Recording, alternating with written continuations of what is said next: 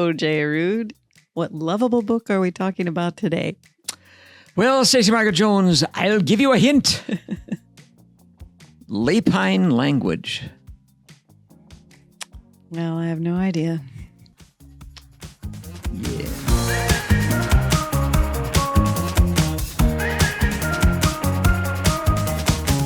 All right, welcome to Between the Covers, where author J. Ruud and I, Stacey Margaret Jones, discuss one lovable book per episode from his list of the 100 most lovable novels in the English language. And he's given me one hint, and I did not know it. Have I read this book? Yes. Oh, man. It sounded familiar.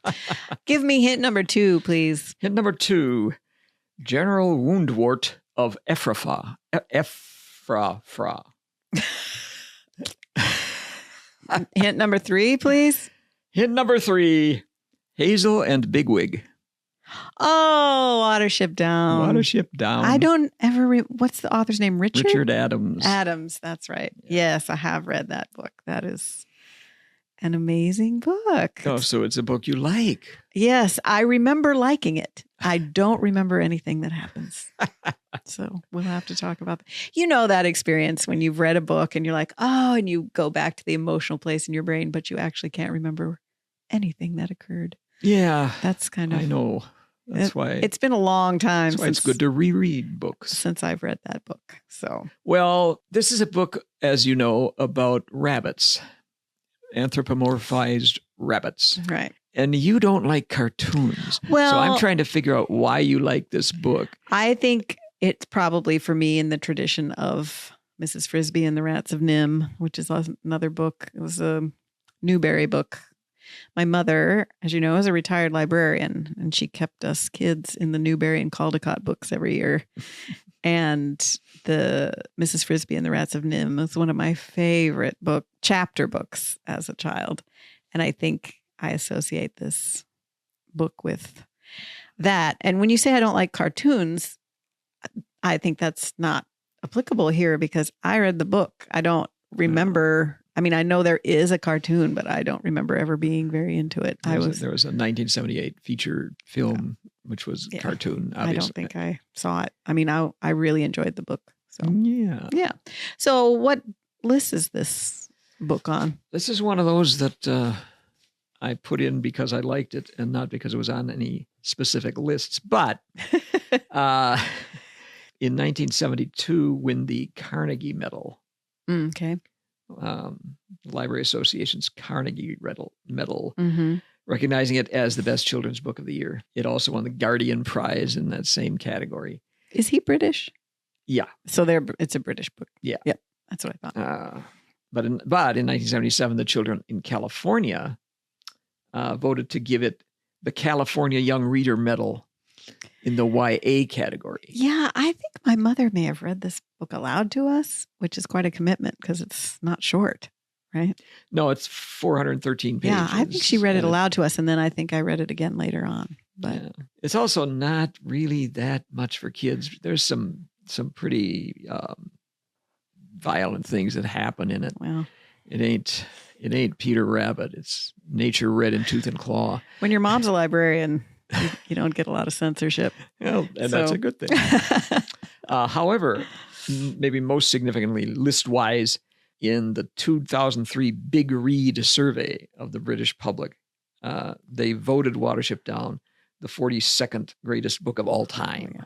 So Okay. it is on that list. I remember being very attached to those rabbits.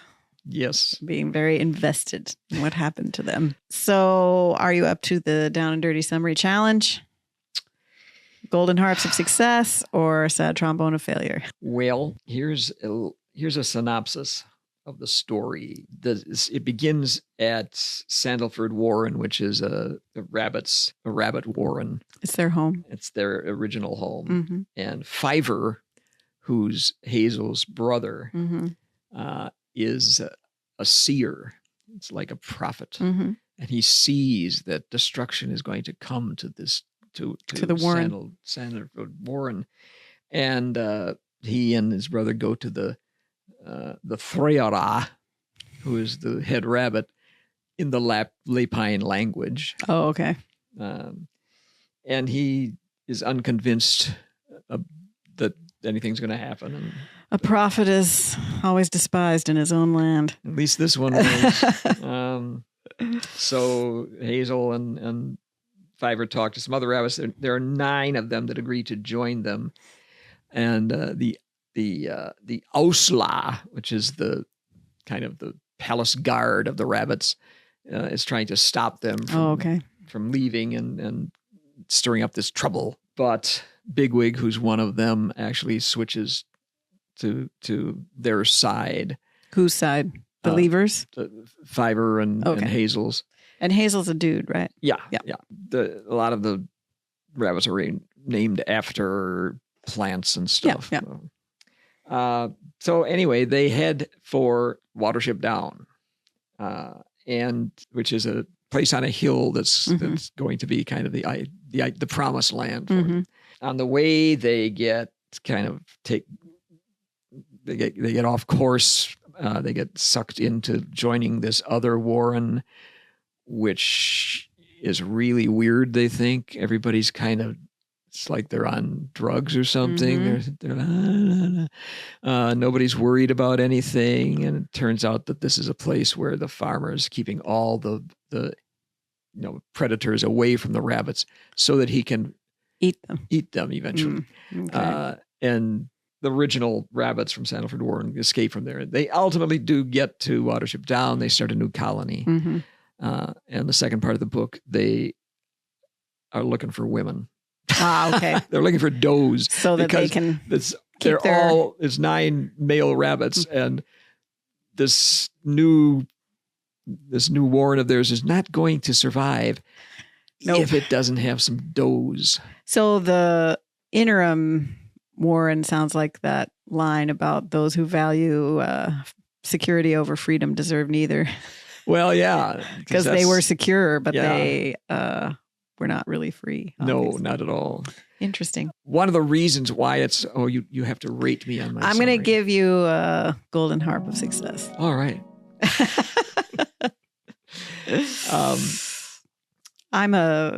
There's some grade inflation around here. I'm happy to.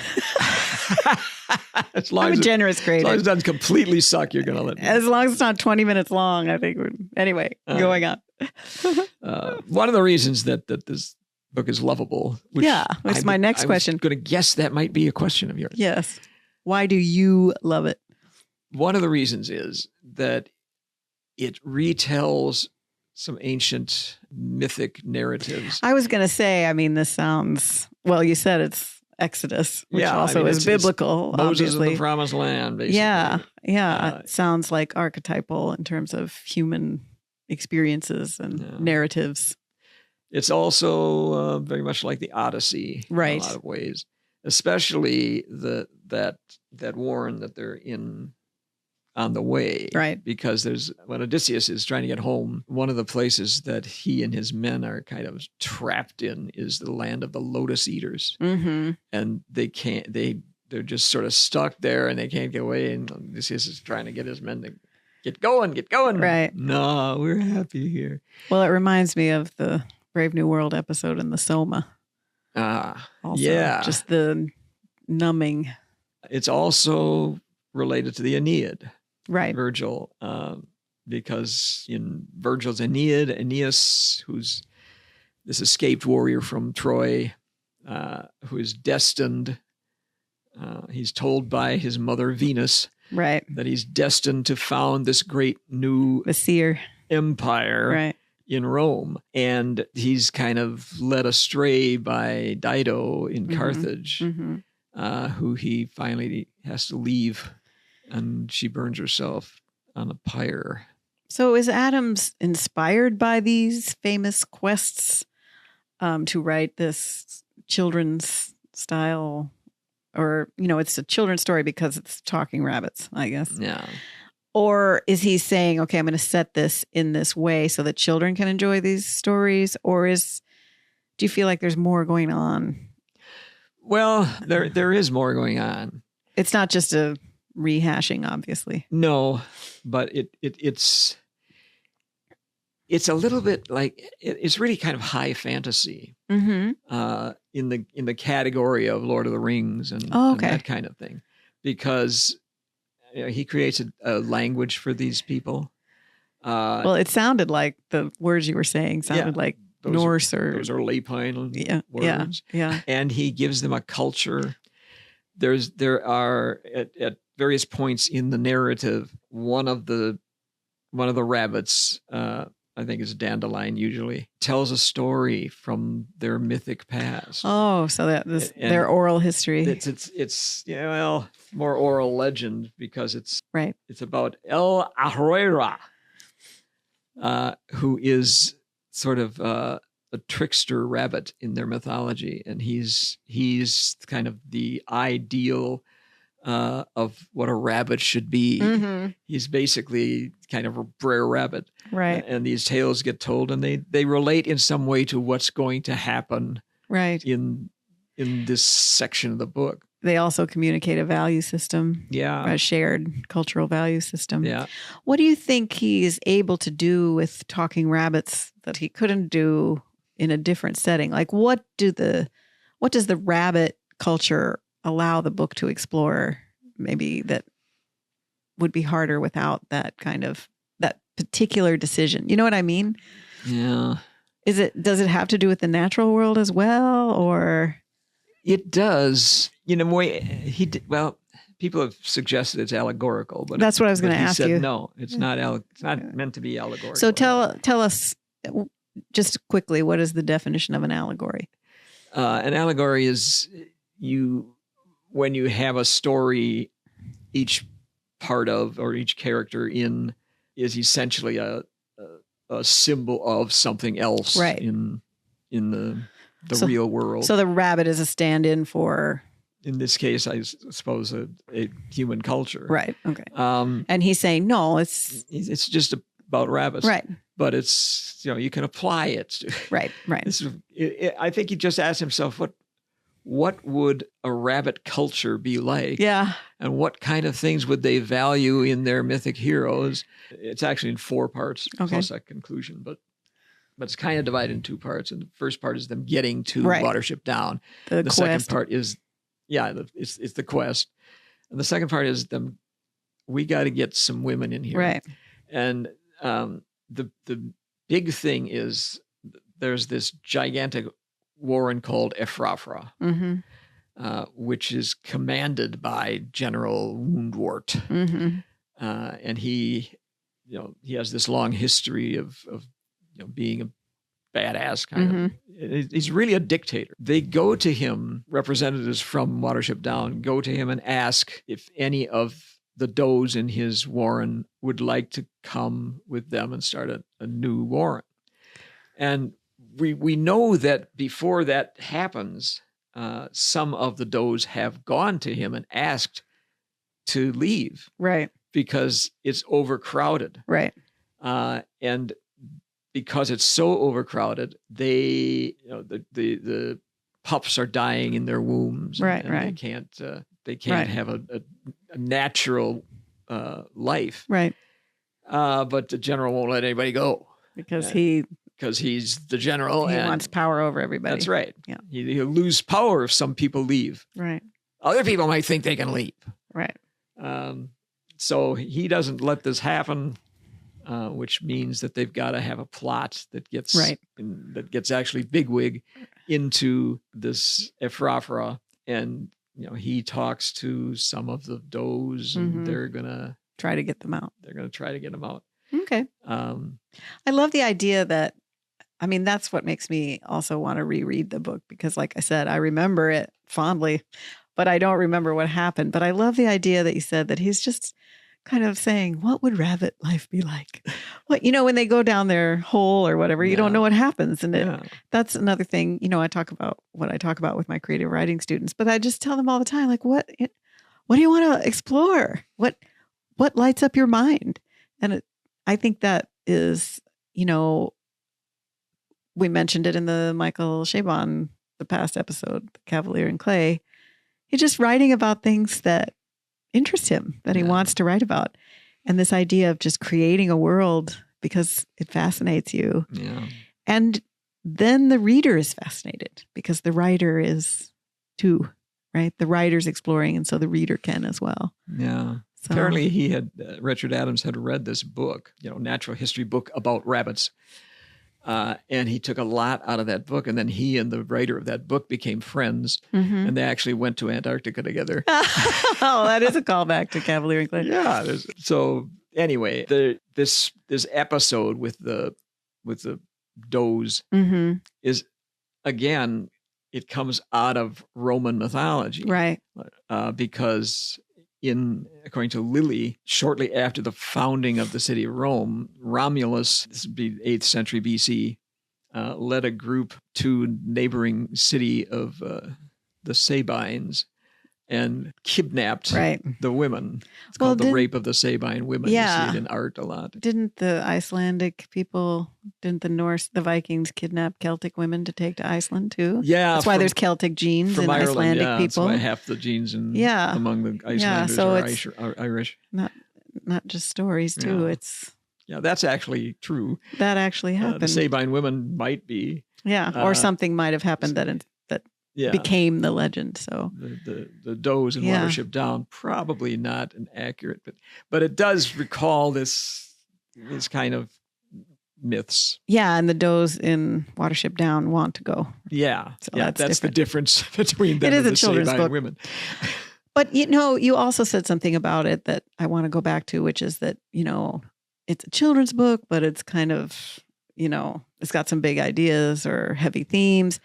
But I think... And a lot of violence. There's a lot of violence. But, when we go back to children's literature from, the Grimm's fairy tale, the actual... Like, when you think about the actual Little Mermaid, that is dark. Yeah. I mean, we don't tell that story now. We have different stories for kids. Yeah. And to me, Watership Down is still in that vein of... Which I think a lot of...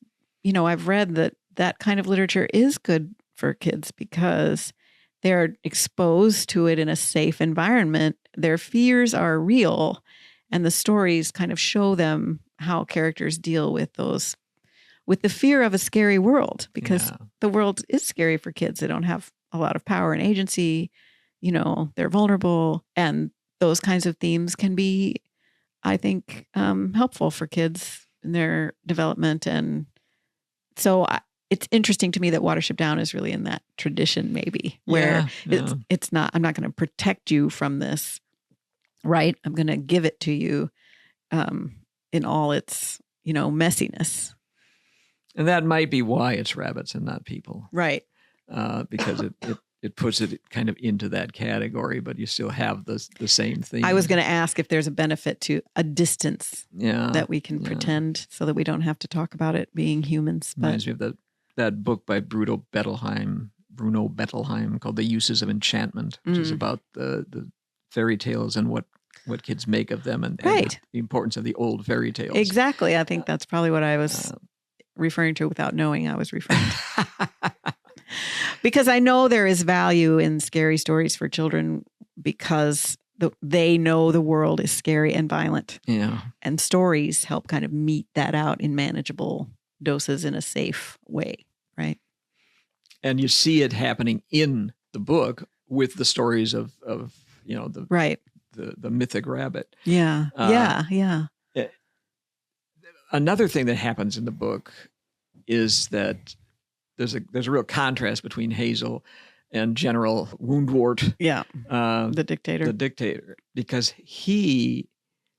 Woundwort? No. Hazel makes an effort to actually get along with other animals and not just the rabbits. Oh, he's collaborative beyond his species. Yes. Oh, interesting. He makes friends with a mouse. And the mouse is kind of having trouble and they help him out. Mm-hmm. And later on, the mouse warns them what General Woundworth is coming with his army to attack them. Right. So that was important. And they also befriend this gull, a seagull named Kihar, who helps them in the battle. Mm-hmm.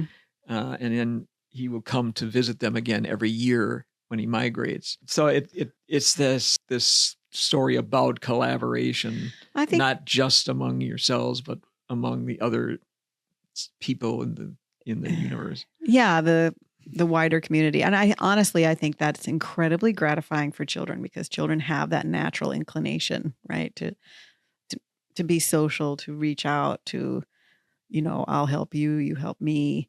And I imagine that is an aspect of the book that children really do enjoy, like make a mouse friend, make a seagull friend, right? Yeah. Like that. I can see that would be particularly meaningful to young readers. And the seagull really scares the heck out of the other guys. Yeah, there you go. Ha ha.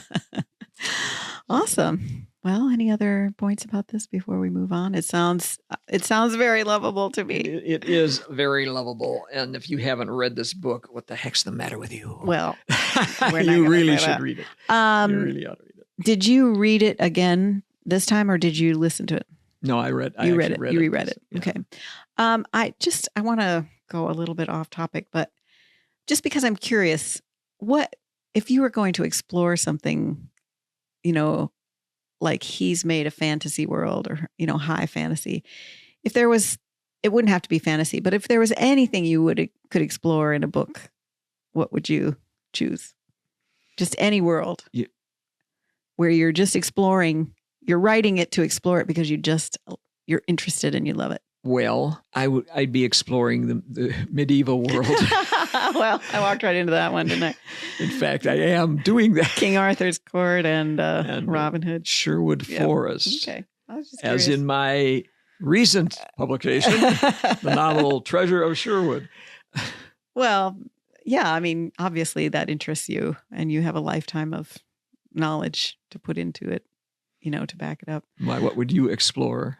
I probably would explore ballet, just because I'm not a very good ballet dancer, but I love the whole culture and world of it. I think it might be a good setting for something, I've never thought of a story for it, but I think it would be something it's just really interesting to me. So it would light up my mind, I guess. Well, why would somebody not like Watership Down? Well, there are people who don't like fantasy, who say, "What? This could never happen. Why am I going to read this when it's something that will never happen?" That's why, right? But you're right. Exactly some people why. don't like that. That's true. But otherwise, and there are some parents who might be kind of upset if their kids are reading the violent parts. But it's a great novel. Yeah. And I think most people who've read it, it's one of their favorites. Yeah. Yeah. I mean, like I said, all I remember about it is just the emotional investment of being so into what happened to these rabbits. So, all right. Well, where do we rank it? We have 7. This is 18. This is 18. All right. So where are you going to put Watership Down by Richard Adams on your master list? I'm going to put it at number 10. Okay. Right after Pale Fire. Oh, after Pale Fire. Okay. Yeah. Interesting. Well, okay. It's your list. It is indeed. All right. It's a very eclectic list. Yes, it is. It is. Obviously, maybe somebody wouldn't want to read all 100 of the books. I think they'd be wrong, except for Moby Dick. But obviously, there's going to be books in the list that there's going to be something in there that's going to appeal to everyone, I think, because you're making a wide variety of choices. So. Yes. Oh. I believe that's true. Okay. So is it time for Chaos Reader? It is. So as I've mentioned, I'm instead of writer's block, I have reader's block right now. But I did want to share a book I recently bought, Poems, The Bluest Nude by Ama Kojo, because she came to the University of Central Arkansas, where I teach and where you taught, and gave a reading. And one of the things I really loved, because I told students they had to go to a live reading this semester, and I had a lot of students there that night. I think I had 10 or 12 students there from 2 different classes. One of the things that the students wrote about in their response papers to this reading, and something I noticed that she said that I thought was wonderful, was, she's reading these poems. And if you don't have a poem in front of you, it can be kind of hard to access. Even if you have a poem in front of you, it can be hard to access on the first reading. And she just encouraged everybody to just experience the poem where they are and be present in the room and not worry about getting every little word or the deep meaning, but just to experience it together as a group of people in the same place at the same time, spending their attention on the same thing. And I thought that was a really beautiful way to present poetry to students who often can find it intimidating. As opposed to, what is the poet trying to say? Yes. And I thought that she was a very good teacher in that way, because right away then when she said that, I felt like it gave the students permission not to know every single thing about everything she read, but just to see what caught their interest. And I think they did respond really well to that. So I'm looking forward to reading this. She was a wonderful reader, and these are looking good. So I guess we need to remind our listeners to comment or and rate and follow and share and tell one book lover about our podcast. And also we need to thank the podmaster, Jerry Bruno, for making it all possible. Literally impossible without Jerry. That's for sure. Impossible. We'd just be talking to ourselves. Yep. Anyway, so we will see you next time on Between the Covers.